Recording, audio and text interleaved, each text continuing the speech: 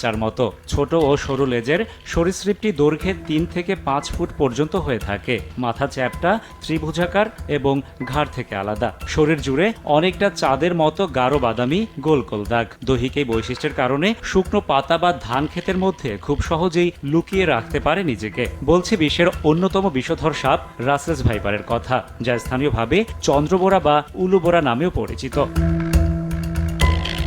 সাধারণত সাপ মানুষকে এড়িয়ে চললেও ঠিক উল্টো স্বভাব রাসেলস ভাইপারের। নিজেকে বিপন্ন মনে করলেই করে বসে আক্রমণের ক্ষেত্রে এটি এত ক্ষিপ্র যে ১ সেকেন্ডের ১/১ সময় শেষ করতে পারে পুরো প্রক্রিয়া। খেপে গেলে শব্দ করে প্রচণ্ড জোরে, ঠিক যেন প্রেসার কুকারের মতো।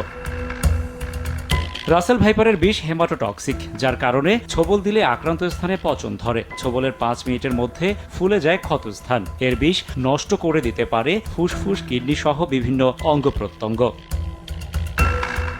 বেশিরভাগ সাপ ডিম পারলেও রাসেলস ভাইপার বাচ্চা দেয়। গর্ভধারণ শেষে স্ত্রী রাসেলস ভাইপার সাধারণত ২০ থেকে ৪০টি বাচ্চা দেয়, তবে ৮০টি পর্যন্ত বাচ্চা দেওয়ার রেকর্ডও রয়েছে।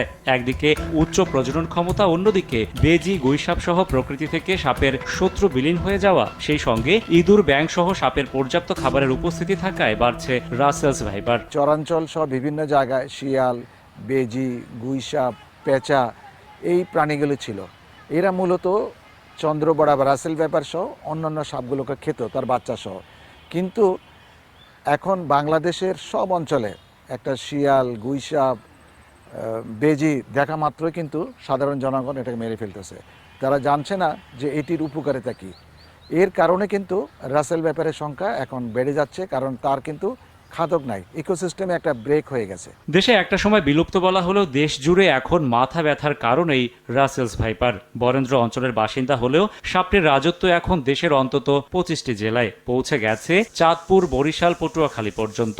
সব থেকে বেশি আনাগোনা মানিকগঞ্জ, ফরিদপুর, শরীয়তপুর সহ পদ্মা, মেঘনা ও যমুনার অববাহিকায়, যার ছোবলে চলতি বছর এরই মধ্যে মারা গেছেন অন্তত ১০ জন, যাদের অধিকাংশই কৃষক এবং জেলে। গাছ টাছ কাটবার গেলে মাঠে গেলে সাপ দেখা যায়, বড় বড় দেখা যায়, ভয়ও পাই। সাপ যদি থাকে, ভয় বৃত্তি পাইলেও করতে আমরা গরিব মানুষ আতঙ্ক থাকি, কোন সময় যেন কামড় দেয়। হাঁটতে হাঁটতে বাতরে গেছি, বাতরে যা দেখি বিড়া পাকা রয়েছে, মনে করি একটুখানি জন্য আর কি পাড়াটা দিয়ে নিয়ে গিয়া সাপও মনে করেন উঁচা ফিনি দিটা